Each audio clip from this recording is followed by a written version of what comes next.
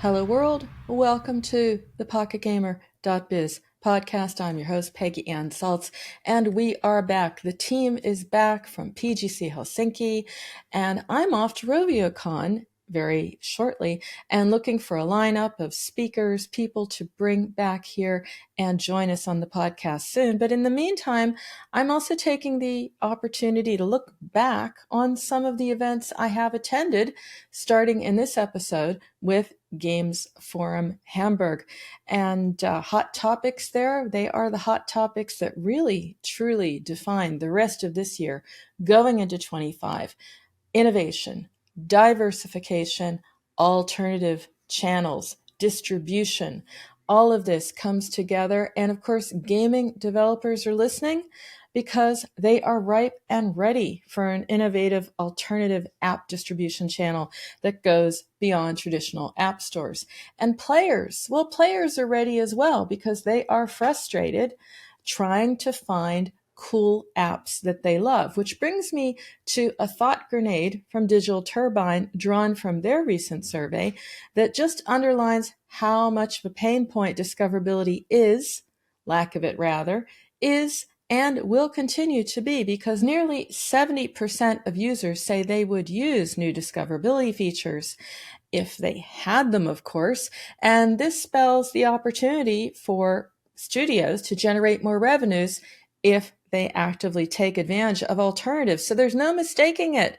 Alternatives is the mobile gaming megatrend. We're going to hear lots more about it. And that's probably why, against this backdrop, that's probably why we're hearing that Digital Turbine is also looking towards what they are calling an alternative future. That's capital A, capital L, all. What does that mean? Well, what it means, it says on the tin, it means everyone, all. Digital Turbine is looking to democratize the app ecosystem, opening up for players and particularly for developers. And of course, no matter the approach, it all boils down to one thing: finding alternatives that not only deliver better economics, but also better growth. So with that in mind, at Games Forum, I caught up with a few marketers and a couple of growth gurus as well to weigh in on what they prioritize when considering alternatives when looking at the mobile gaming mega trends ahead. So let's get started. We are here, Games Forum and Pocket Gamer at the same time. And I've got Tobias Edl. He is Director of Marketing, WHoW Games. WHoW, right? Yeah. So we're talking all the time about alternatives. So I'd like to get your take on a couple of alternatives. Just stream of consciousness here. When I say alternative app stores, what do you think of? I'm completely with you. So alternative app stores is really an important source, especially what's out in the market already. So with WHoW Games, we are on certain stores like Samsung, like Amazon App Store, and it's a good potential of getting additional users. Absolutely, because it's all about more is better, right? So we'll take it from there. Alternative distribution channels. Now, that's something a little bit different. That's discovery. What's your first impression when I say that? Also something that we already do. So for us, as we have a product which is cross-platform, so we not only cover app stores, we also cover web. So for my window regarding user acquisition is really wide because I'm also able to go the alternative way back to web and get users there to our product and then scale them up even from web to mobile and then the other way around. And there I can collaborate with TV stations, I can collaborate with websites, again, like news portals. And there we have strong partnerships over many, many years. And back then it was the major source, but now I will call them alternative sources and ways of UA. So a little bit full circle, a little bit ahead of your time as well, Tobias, which is what I would personally expect from you. What about alternative discovery channels? You know, the preloads, the on-device opportunities out there. How do you judge them, or have you already judged them? it really depends on the partner and at the end how it's integrated with the manufacturers at the end or with the network providers like Deutsche Telekom or T-Mobile in the US. So there are some differences, and this is something that you really need to explore. What's the best fit for you? But it can be good. But I also have to say, some sources can really fail. So, but this is something that you really need to explore on your own. But it is all about more is better. What are you looking at? What has you most excited over at WoW Games? At the end, my main focus is ROI. So on a certain point, I want my money back on a long term. So this is my main focus. And at the end, it needs to be the healthy mix. So if I ever do some kind of user acquisition, I will not put it on one card. So for me, it's like some kind of old school marketing mix, and there you have to put in all kind of sources. So and this needs to be in a healthy way. Yeah. So and if it's possible to scale like hell, for sure I will do this. But it needs to be healthier because it can turn out that in 1 month the partner is perfect and you have like good quality, but I also got the experience that on the second month the quality is so bad, and then I really need to switch it off. And this is something where we really have to put your eyes on that the partner is in the right performance. Speaking of performance, looking at the high performance of ads is also about the creatives. And it's a question, right? You want to get your money back. I totally get that. But then big discussion about how far do you go for that. So let's have you weigh in a bit. So nobody does fake ads, but everybody's telling me it's part of life. Which is true, yeah. So, but actually I will not call them really fake ads. So it's like, yeah, put a bigger package around it and then develop the users on the long term.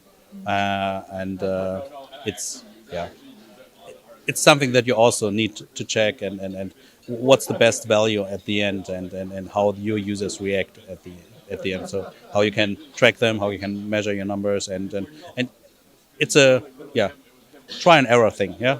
So but for sure we're also creating ads which are not 100% the product, but it's close by. So we try to sell an impression of what you can expect at the product, but let's say in a different way, like the package around. Yes. So looking of the packaging and then sell on the long term what's inside. The last word here is also to look at the numbers and to look at what you measure and how you measure it. And that brings me to the last point about the AI and creatives. It's all about making as much as you can, testing as much as you can. But we did also hear a couple interesting insights about what happens when you set it and forget it. And it doesn't necessarily drop off a cliff. What does that make you think of? So it's really important that everything that you test, you do it proper and also on the long term. So the thing is that at the end, I also looking into campaigns which we did like 2 years ago. And I always check them, and it's like, okay, maybe the performance in the first case was not that good, but then I see on the long term the user turned out and be a valuable user. So this is quite important that you always even keep an eye long term on your campaigns and check them. And you're one of the very few who tries to bridge between product and marketing and some of the refereeing maybe in the battles between the two. In a nutshell, how do you turn that love-hate relationship into one of that sparks joy? Yes, I always call it like a proper educated marriage on a long term. So you have your up and downs between the product and marketing, and then the thing is at the end, the marketing is with nothing without the product, and the product is nothing without the marketing. So we need each other. It's some kind of love and hate, and we try to.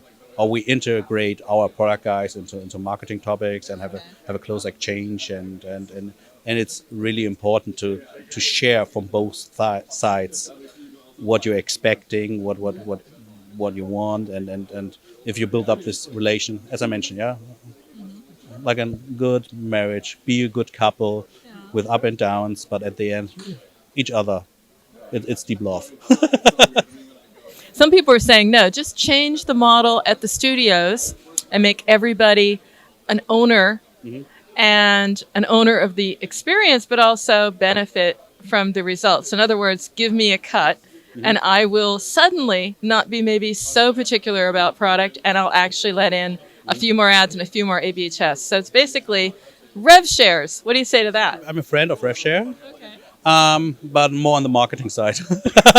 Where you are. Yeah, so with the partners. So with RevShare is a model that we are running with partners, but not inside the product. So I think exchange is important, but experts should be experts in their sector. But at the end, I think marketing people should do marketing stuff, and product people take care of product stuff, and should work good together and close. Absolutely. And in that segue, talking about marketers, experts working well together, Tobias, always a joy to talk to you. Thanks so much. Thank you very much. So if somebody knows about performance marketing, you're one of them, Ryan. I have to ask you, what is your first impression? What comes to mind when you think about alternative app stores, alternative distribution? Yeah, interesting. So I think of something that's gathering storm. It definitely. Okay. I would say that I've historically been someone that wasn't too impressed by the possibilities that were out there, but you can't deny that just government policies across the world now are moving towards a direction of anti-monopolization, and therefore you've got Apple and Google having to take notice, especially in the EU, right? Yes. And so now companies like Epic are starting to make like actual very serious noises about setting up different app stores. So I'm not, I'm still not convinced by what is currently out there, at least in like Western markets. While I don't think there's like lots of option right now, I think it feels, like I said, it's a bit of a gathering storm. I think things are going to be changing, and I think it's because legislation is pushing the industry that way. Are you looking at it and saying, yes, I'm in on this? And if so, what is exciting there for you? I would say we're definitely not riding it right now. Okay. Checking it out? Yeah, I guess kind of, yeah. Well, keeping an eye, right, basically on what really pops up and what really happens. If it sounds like Epic are going to be doing their game-focused store, potentially across both platforms, and that obviously would be something well worth trying and getting there early. We have a PC console part of our business, and Epic and being early with Epic on the PC console side definitely benefited a lot of companies, not necessarily Epic, ironically. So you could see how there might be some advantages there of getting early ahead of the curve. But otherwise it's more just keeping an eye, testing some of the obvious ones like Amazon. And the other alternative distribution channels. I mean, there's still preload, there's lock screen. There are a lot of ways to get in front of people. So I guess in terms of actually getting users to see your games, I think it depends what kind of games you're running, right? Okay. So for us, it's actually a bit of a transition period at the moment. I guess like a lot of companies, we've gone from heavily ad monetized to hyper casual, and hyper casual, hybrid casual. Yeah, and yes. Over the last month, we've started running like fairly serious UA on our first like big casual title that is a very fair chunk IAP oriented. So for us, naturally, it's a time to start looking at, like you said, like other distribution channels that are away from the kind of normal social or SDK network. For the first time, we're looking at preload and offer walls and things like this very seriously. And I think it's because of that slightly like higher IAP focus.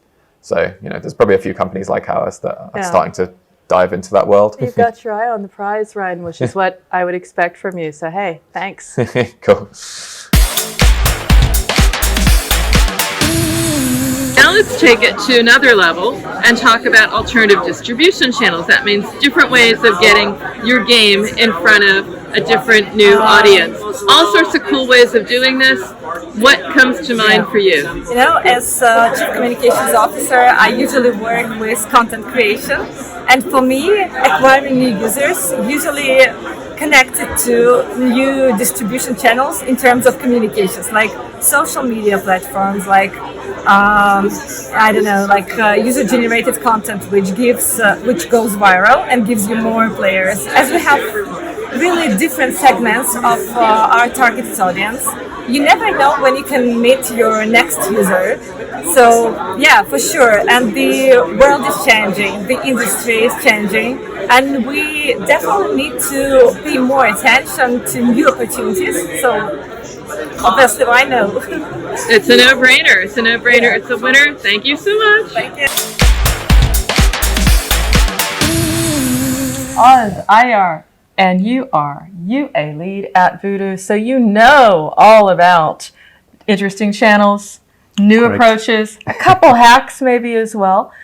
Tell me what you think, what comes into your mind when I say the words alternative app store. Alternative app store.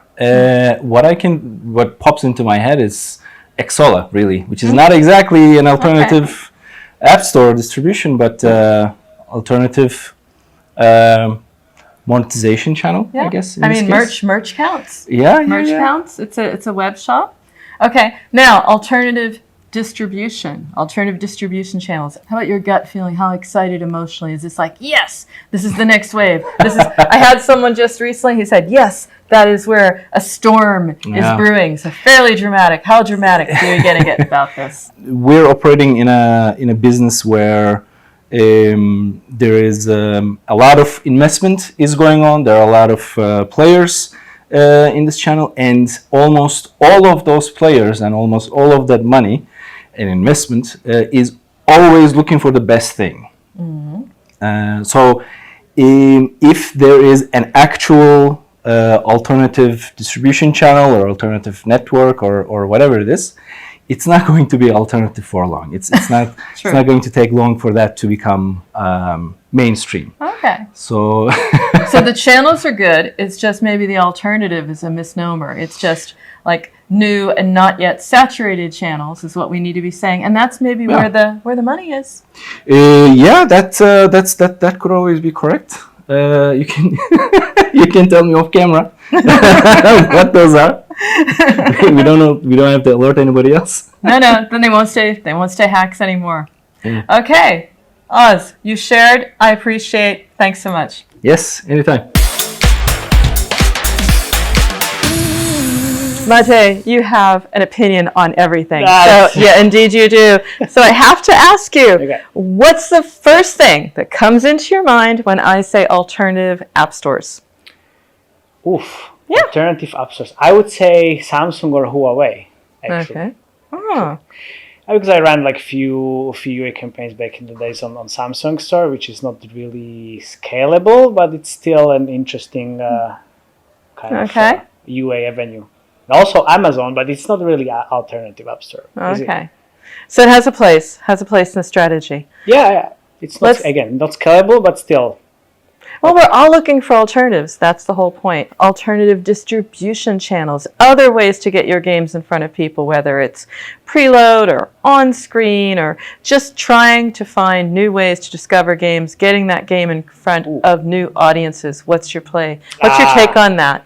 My take on that, I would say I used this for like Amazon wake screen campaigns, which is an interesting alternative UA kind of tactic. You have the videos or static images on the Amazon wake screen, just, you try to read and there is an ad. That's working really well for Amazon devices and especially in US, especially for female-oriented games, like Match 3. Okay. Hack for getting discovered. For getting discovered. Well, hack TikTok at the moment. Okay. Organic posts on your TikTok account. That's it. You're off to your meeting. Go off and kick ass. Thank you. This show is all about how to do your job better, how to make an amazing game, how to market it, and you have a say. So if you have a story or know someone we need to shine a light on, then we would love to hear from you. We want to hear from you. We want to reflect the reality of the mobile games market in all its wonderful complexity and strangeness. So if you have any suggestions for us, if you have any feedback for us, you can always get in touch. You can email us at podcast@pocketgamer.biz. You can find us on Twitter @PGBiz, and you can reach out to us through the pocketgamer.biz website.